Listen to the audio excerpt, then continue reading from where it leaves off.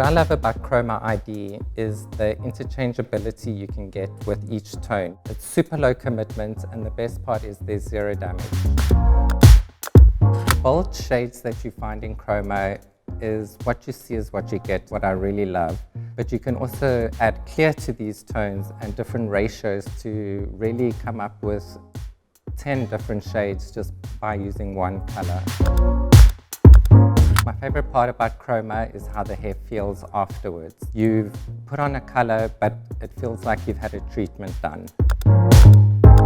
What's great about CHROMA is the unlimited possibilities you can get by mixing each tone. Each tone is intermixable. You can come up with 100 different tones by just using 3 colors with different ratios. So you can really tailor-make the specific tone that you want for your hair that no one else will probably have.